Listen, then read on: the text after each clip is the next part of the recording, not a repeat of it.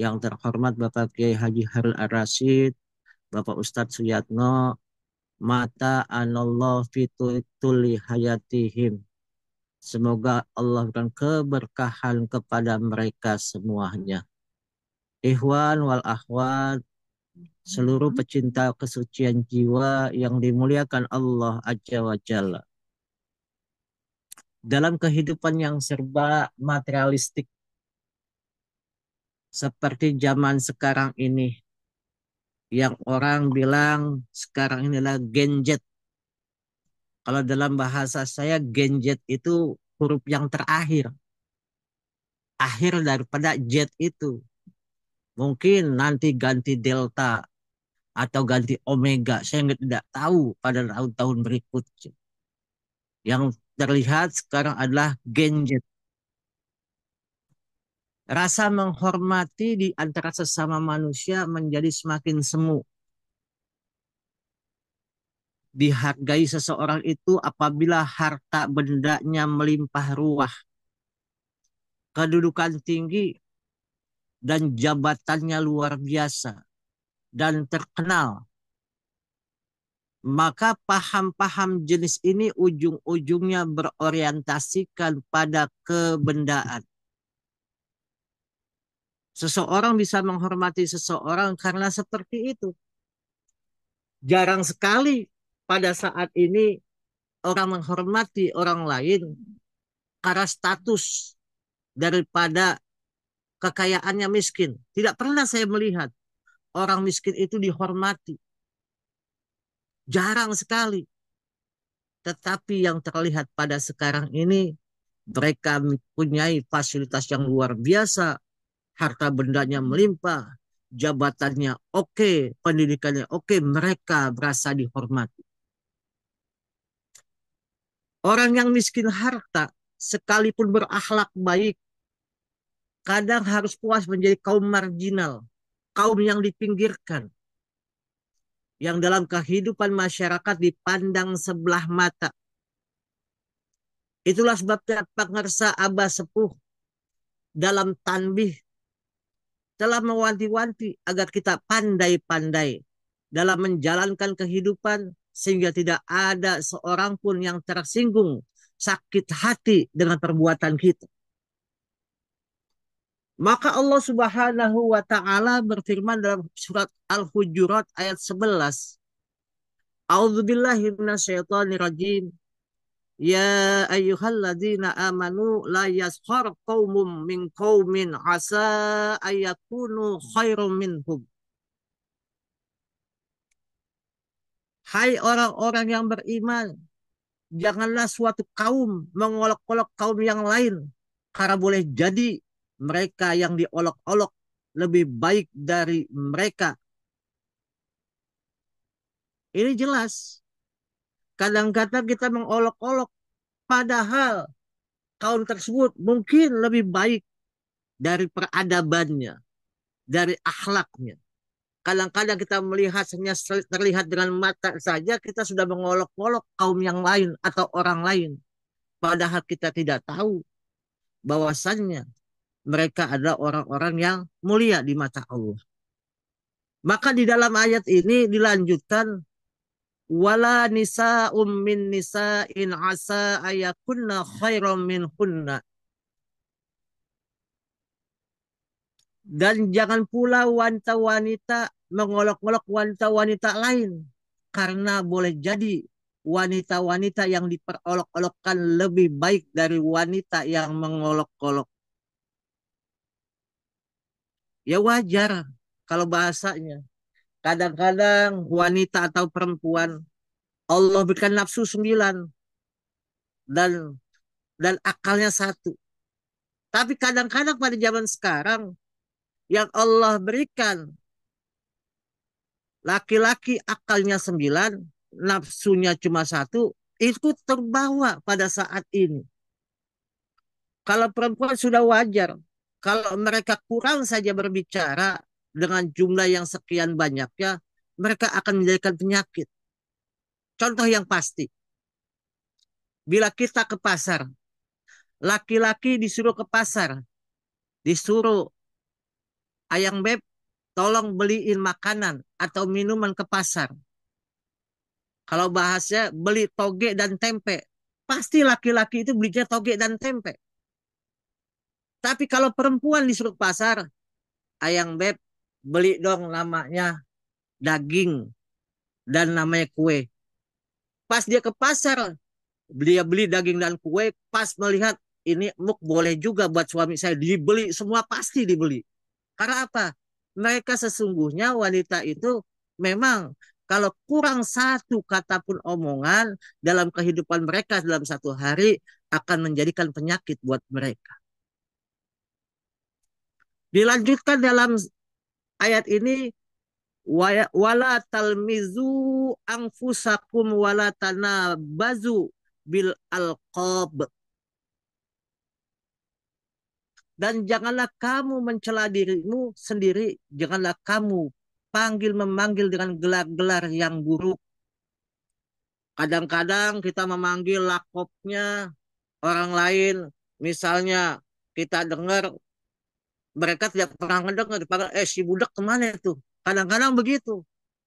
Atau yang dibilang orangnya jalangan jinjat, dibilang, oh si pengkor. Kan itu kata-kata yang tidak baik.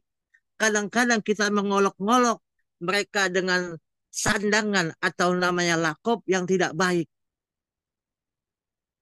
Maka dilanjutkan, bi'sal ismul fusuku ba'dal iman wa malam yatub faulaika humud zalimun. Seburuk-buruknya panggilan ialah panggilan yang buruk sesudah iman. Dan barang siapa yang tidak bertaubat, maka mereka itulah orang-orang yang zolim. Maka kita jangan sampai dikatakan golongan-golongan orang-orang yang zolim. Yang hanya melihat semuanya itu dengan mata lahir kita. Kita tidak tahu kemuliaan orang tersebut. Walaupun maaf, orang itu pendek, orang itu hitam, orang itu apapun, jangan sekali-kali kita mengatakan. Kacek abah mah husnuzon, apapun yang dilihat, karena itu adalah ciptaan Allah. Kalau kita menghina makhluk saja dengan namanya kata-kata yang jelek, berarti kita sudah menghina ciptaan Allah. Yang marah bukan orang tersebut, yang marah adalah Allah. Aku jadikan manusia-manusia itu berbeda-beda, bersuku-suku, bernegara-bernegara, berlainan bentuk kulitnya, berlainan bentuk hidungnya. Ada yang pesek, ada yang mancung, ada yang hitam, ada yang putih, ada yang burik. Tapi semua itu adalah ciptaan Allah. Maka kita tidak boleh menghinanya. Sesungguhnya bila kita menghina orang tersebut, berarti kita sesungguhnya sudah menghina ciptaan Allah. Bila seseorang menghina ciptaan Allah, maka sesungguhnya azab Allah akan datang kepadanya. Bangsa Abaus pernah mengatakan, jangan sekali-kali kita berdoa yang jelek kepada orang lain, tapi berdoalah yang baik. Kalau kita berdoa jelek kepada orang lain, sebelum doa itu masuk kepada mereka, datang dulu kepada kita semua. Maka hati-hati dalam kita menjalankan torikoh ini, menjalankan suluk ini. Sedikit saja kita salah melangkah, maka akan menjadi fatal untuk diri kita. Masyarul ikhwan rahimakumullah. Harus kita hindari. Bahkan membuangnya jauh-jauh sifat memilih teman atau tamu. Siapapun manusia yang menjalin hubungan dengan kita, wajib kita hormati. Apakah itu lebih tinggi atau lebih rendah status sosialnya. Ada sebagian perilaku manusia yang sangat buruk dalam hidup bersosial dengan lainnya. Maaf jika yang datang tamu agung buru-buru mempersiapkan sambutan termewah. Sedangkan bila tamunya orang kere, orang tidak punya duit, orang namanya miskin, untuk membuka pintu saja kadang kita enggan. Karena kita ngelihat, nengok, maaf, yang datang si Fulan. Pasti dia datang mengutang lagi. Sehingga pasti tidak mau membukakan pintu rumahnya. Padahal itu utusan dari Allah. Allah akan memberikan sesuatu itu bila ada tamu datang ke tempat kita, tamu itu tujuannya apapun, sesungguhnya itu adalah utusan Allah yang diutus untuk mengujimu, untuk memberikan kepadamu manfaat baik atau tidaknya kehidupan kamu. Maka jangan anggap remeh siapapun orang yang bertamu dengan kita. Siapa tahu orang yang sangat sederhana yang kita temui justru adalah waliullah. Kadang kita nggak sadar ada orang-orang di sekitar kita. Saya pernah mengalami hal seperti itu. Saya melihat seorang laki-laki. Seorang laki-laki itu dikala aku selesai sholat zuhur, dia menjual madu. Pakaiannya sederhana, tidak bagus. Tapi apa yang terlihat? Ketika orang lain tidak mau membeli madu tersebut, pada tahun 2003 atau 2006 saya tidak tahu lupa. Itu saya beli madu terus. Madu itu harganya berapa pada waktu itu? Itu 70 sampai 80 ribu. Saya beli 80 ribu. Tapi setelah selesai madu itu saya beli, beliau mengatakan, Dek, kalau kamu ingin ketemu saya, kamu datang saja ke daerah Kronjo.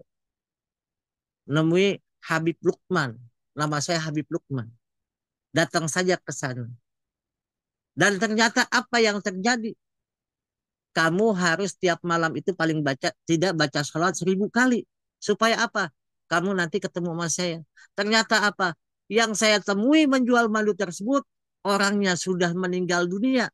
Tapi kuburannya ada di sana. Itu ada sesuatu yang tidak mustahil buat kita menemui hal-hal seperti itu. Maka jangan memandang hina, rendah kepada orang lain. Seperti contoh daripada kita semua, kita tahu Toreka Al-Uwaisi yang Allah berikan Uwais Al-Qarn, yaitu wali Allah dari Yaman. Beliau adalah seorang wali yang sangat miskin. Pekerjaannya sehari-hari hanya sebagai pengembala.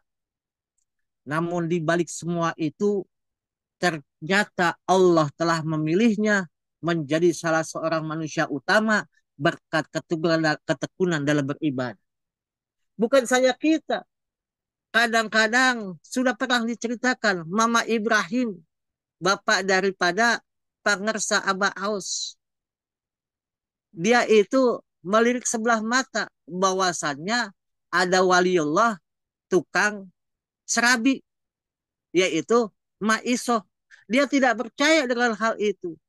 Dan ternyata Allah tunjukkan bahwa Maiso itu adalah waliyah, wali perempuan yang memang dia tidak ketahui dan Allah tunjuki kepada Mama Ibrahim, yaitu melihat bahwasannya pada malam tersebut banyak namanya bersinar semuanya berkumpul di situ dan di tengah-tengahnya ada Maiso dan kumpulan daripada sinar itu mengatakan eta saha, itu adalah Maiso.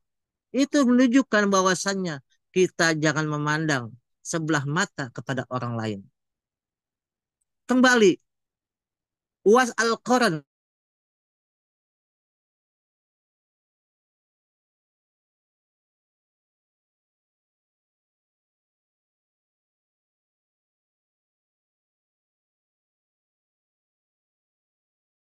yang biasa. Dan dia tidak bertemu dengan Rasul, bukan tidak mau bertemu, tapi dengan taatnya kepada ibunya. Maka Uwas Al-Qarn secara dohir tidak ketemu dengan Rasul. Rasul tahu ada satu manusia yang luar biasa, yang dikatakan manusia langit, yang ruhnya, yang batinnya nyambung kepada Rasulullah dan bermusyahadah dan bisa bertemu dengan Rasulullah. Maka hal ini dipertegas oleh Rasulullah Shallallahu Alaihi Wasallam menyebutkan bahwa Uwas Al-Qarn adalah salah seorang di antara yang bisa memberi syafaat kepada manusia sebanyak bulu domba yang dimiliki oleh Rabi'ah, dan Mundar. Hal ini dikatakan oleh beliau Nabi Muhammad Shallallahu Alaihi Wasallam kepada Sayyidina Umar radhiyallahu an dan Sayyidina Ali karamallahu wajhah. Maka Rasul pun berkata, bahkan menghimbau kepada dua sahabat utamanya untuk meminta doa dari waliullah tersebut.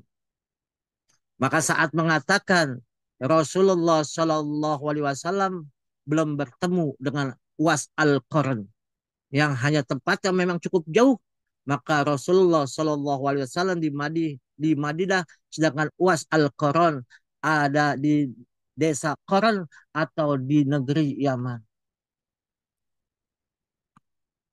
Mengapa Rasulullah mengetahui keberadaan Uwais Al-Qarn tersebut, sedangkan secara zahir belum bertemu?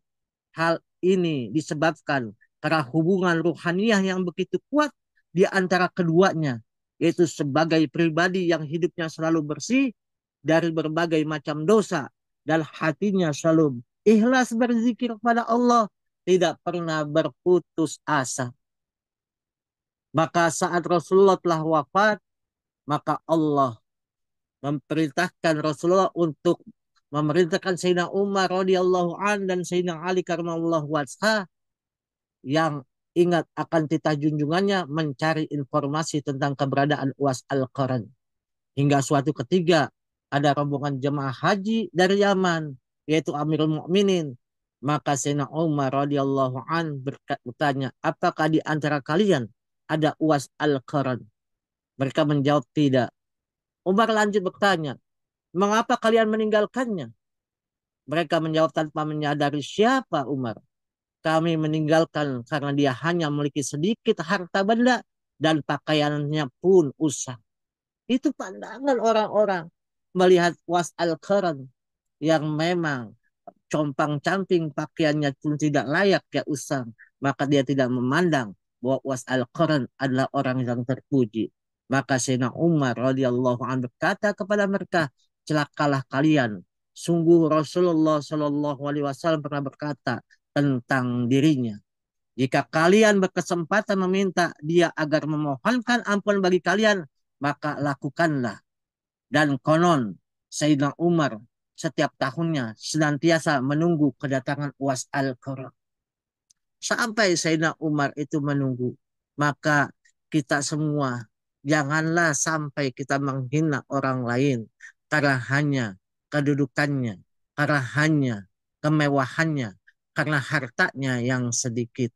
Tapi sesungguhnya kita pandang mereka, mereka adalah makhluk Allah yang diciptakan oleh Allah untuk mewarnai kehidupan kita semua, agar kita mendapatkan limpahan keberkahan dari Allah dan mendapatkan kemampuan untuk senantiasa dapat menjaga adab dan akhlak kita semua. Semoga Allah berkahi semuanya, segalanya selamanya. Kita ikut berdoa kepada guru agung kita semua agar senantiasa kita diakui menjadi murid beliau dan selalu istiqomah mengamalkan, mengamankan, melestarikan ajaran yang dibawa Kanjeng Nabi Muhammad Sallallahu Alaihi Wasallam sampai kepada guru agung kita Syekh Muhammad Abdul Gausi Pulau Masul. Al-Fatihah. A'udzubillahi minasyaitonirrajim. Bismillahirrahmanirrahim.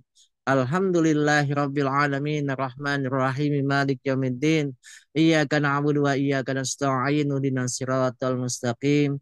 Siratal ladzina an'amta 'alaihim ghairil maghdubi 'alaihim waladdallin. Terima kasih. Assalamualaikum warahmatullahi wabarakatuh. Waalaikumsalam warahmatullahi wabarakatuh.